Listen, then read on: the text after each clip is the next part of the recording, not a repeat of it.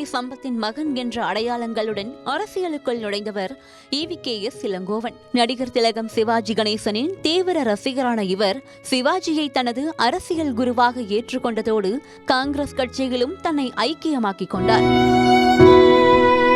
1984ஆம் ஆண்டு நடந்த சட்டமன்ற தேர்தலில் சிவாஜி கணேசனின் பரிந்துரையால் காங்கிரஸ் கட்சி வேட்பாளராக சத்தியமங்கலம் தொகுதியில் போட்டியிட்ட இவர் திமுக வேட்பாளர் TK சுப்பிரமணியம் பெற்ற வாக்குகளை விட 2 மடங்கு வாக்குகளை பெற்று அபார வெற்றி பெற்றிருந்தார்.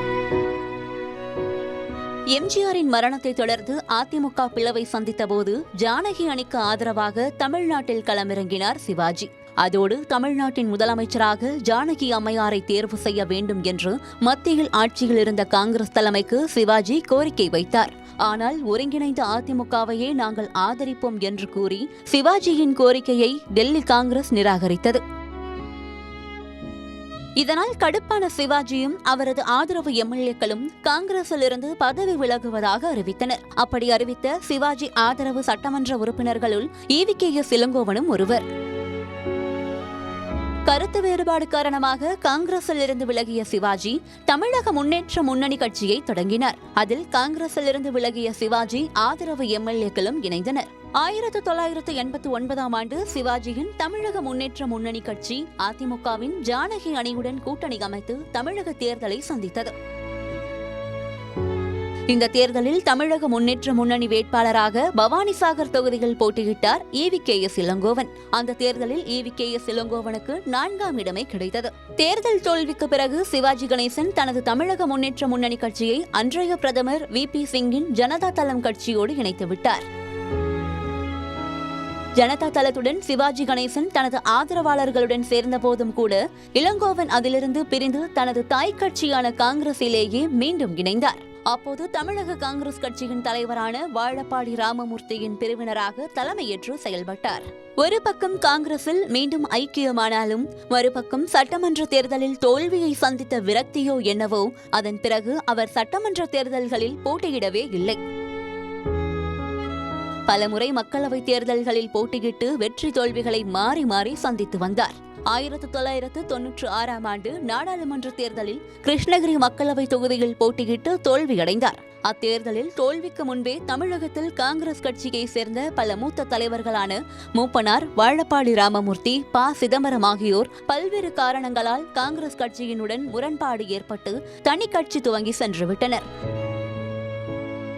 ஆனால் அன்றைய காங்கிரஸ் கட்சியின் தலைவர்களான சோனியா காந்தி மற்றும் சீதாராம் கேசரி தமிழக காங்கிரஸ் கட்சி தலைவர்களாக EVKS இளங்கோவனை நியமித்தனர். 1996 முதல் 2001 வரை தமிழக காங்கிரஸ் கமிட்டியின் தலைவராக செயல்பட்ட இளங்கோவன் 2004ஆம் ஆண்டு நடந்த நாடாளுமன்ற தேர்தலில் வெற்றி பெற்று முதன்முறையாக MP ஆனார். பின்னர் பிரதமர் மன்மோகன் சிங் தலைமையிலான ஆட்சியில் மத்திய ஜவுளித்துறை இணை அமைச்சராகவும் பதவியேற்றுக் கொண்டார்.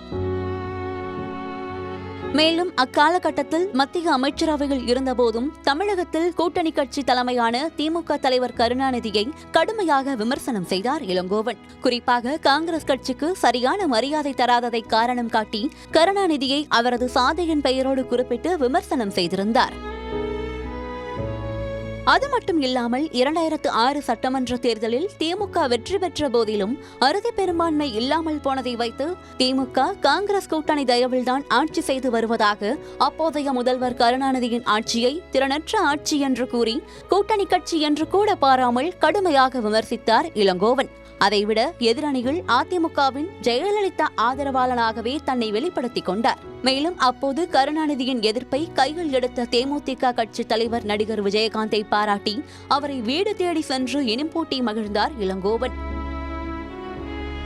2009 மற்றும் 2014 நாடாளுமன்ற தேர்தலில் போட்டியிட்ட அவர் தோல்வியையே தழுவினார். அதற்கு காரணம் கூட்டணி கட்சி தலைவர் என்று கூட பாராமல் அவர் கருணாநிதியை கடுமையாக விமர்சித்தது என்றே அரசியல் விமர்சகர்கள் கூறினர். தொடர்ந்து 2014-17 வரையிலான காலகட்டத்தில் மீண்டும் தமிழக காங்கிரஸ் கட்சி தலைவராக 2வது முறையாக பொறுப்பேற்றுக் கொண்டார். பின்னர் 2016 சட்டமன்ற தேர்தலில் திமுக காங்கிரஸ் கூட்டணியில் 41 தொகுதிகளை அன்றைய முதல்வர் கருணாநிதியிடம் மிகவும் கட்டாயம் செய்து வாங்கினார்.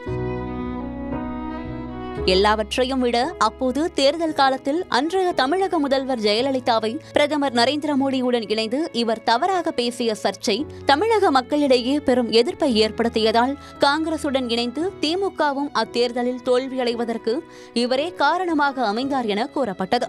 தொடர்ந்து 2019 நாடாளுமன்ற தேர்தலில் போட்டியிட்ட அவர் தோல்வியை சந்தித்தார்.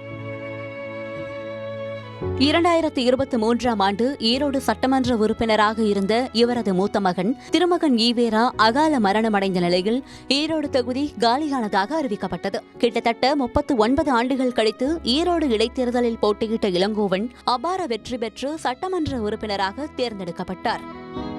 இந்த நிலையில் ஈரோடு சட்டமன்ற உறுப்பினரான EVKS இளங்கோவன் உடல்நலக் குறைவு காரணமாக கடந்த 10 நாட்களாக தீவிர சிகிச்சை மேற்கொண்ட நிலையில் சிகிச்சை பலனின்றி தனது 76வது அகவையில் இயற்கை எய்தினார்.